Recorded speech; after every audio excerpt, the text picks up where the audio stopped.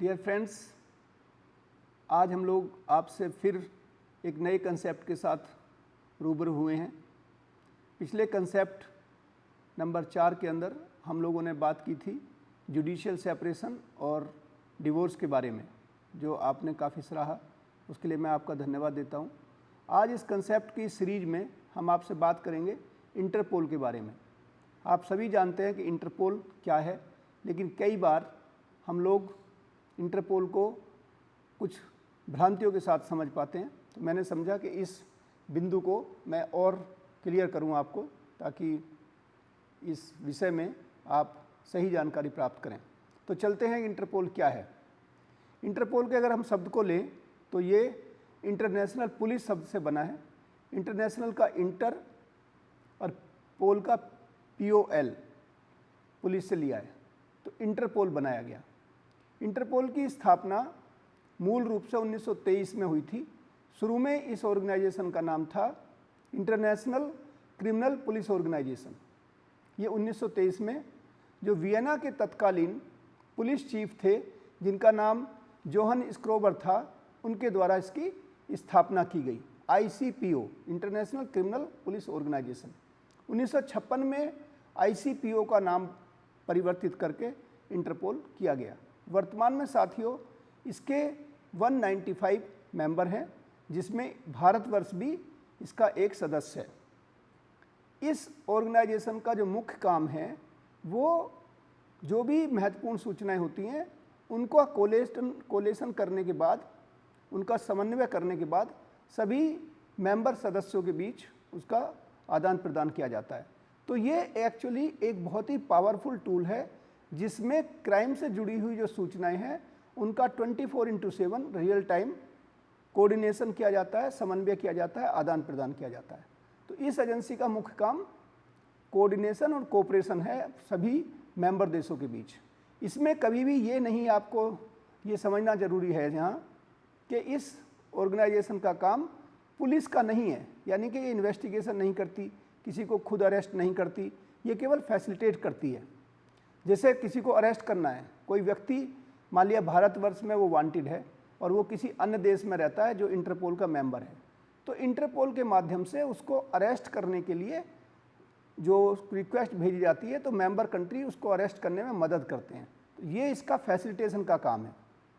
साथियों, कोऑर्डिनेशन और कोऑपरेशन के साथ साथ ये ऑर्गेनाइजेशन डेटाबेस भी बनाए हुए है, जिसके पास बहुत वृहद डेटाबेस है क्रिमिनल के बारे में, इंटरनेशनल क्रिमिनल के बारे में, बहुत सारे अन्य और सूचनाएं जो महत्वपूर्ण हैं क्राइम और क्रिमिनल के डिटेक्शन में, उसके बारे में। ये ट्रेनिंग भी ऑर्गेनाइज करती है और ऑपरेशनल जो सपोर्ट है वो भी प्रदान करती है सभी मेंबर कंट्री को। इसके साथ साथ इस ऑर्गेनाइजेशन के द्वारा कुछ महत्वपूर्ण नोटिस जारी किए जाते हैं, जिनका जानना जरूरी है। जैसे पहला नोटिस है रेड नोटिस। रेड नोटिस क्या है?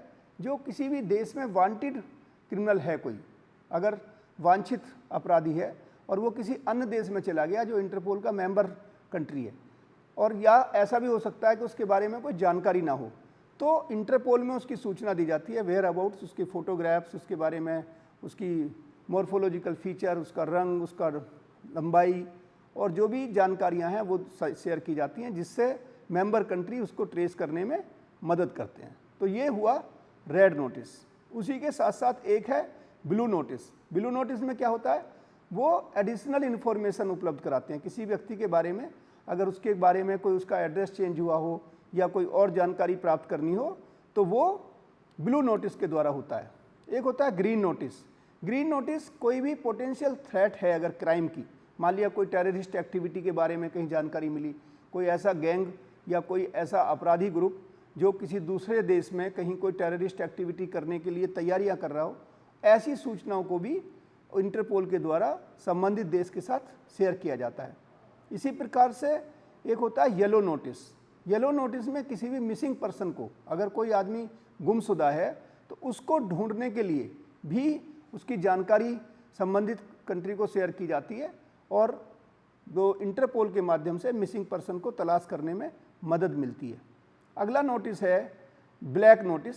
ब्लैक नोटिस, अगर कोई डेड बॉडी किसी कंट्री में मिलती है जो किसी इंटरनेशनल मेंबर की है, किसी इंटरनेशनल सिटीजन की है और उसका कोई वेयर अबाउट पता नहीं है, तो उस डेड बॉडी के वेयर अबाउट पता करने के लिए भी ब्लैक नोटिस जारी किया जाता है।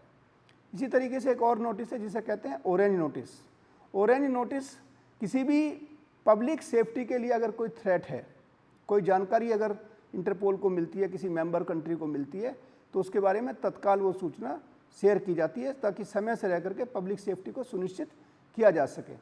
इसी प्रकार जो पर्पल नोटिस है वो किसी क्राइम के मोडस ऑपरेंडाई के बारे में सूचित करता है मेंबर कंट्री। कई बार कुछ नए तरीके के क्राइम घटित होते हैं, उनकी मोडस ऑपरेंडी क्या है, किस तरीके से ये अपराध किया गया है, इसके बारे में इंटरपोल मेंबर कंट्री को सूचना देता है। तो इंटरपोल का भारतीय परिवेश के साथ साथ सभी अंतर्राष्ट्रीय देशों के लिए भी एक कोऑर्डिनेशन में बहुत महत्वपूर्ण योगदान है और ये बिल्कुल एपॉलिटिकल होता है इंटरनेशनल, यानी कि इसमें कोई किसी भी प्रकार की कोई राजनीति नहीं होती। विशुद्ध रूप से ये पुलिस में जो आपका कैपेसिटी बिल्डिंग का काम, इंफॉर्मेशन शेयरिंग का काम करता है ताकि पूरे के पूरे संसार में, पूरी दुनिया में अमन चैन बना रहे, अपराध पर नियंत्रण रहे और ये ह्यूमन राइट्स के जो दायरे हैं उनके अंदर काम करता है और ये फैसिलिटेट करता है क्राइम कंट्रोल में। इन्हीं शब्दों के साथ आपको बहुत बहुत धन्यवाद। मैं समझता हूं कि आज आपने इंटरपोल जैसी संस्था के बारे में, जो उसका क्या स्वरूप है, किस तरीके से उसका संगठन बना, उसके दायित्व और कर्तव्य क्या हैं, इसके बारे में जाना।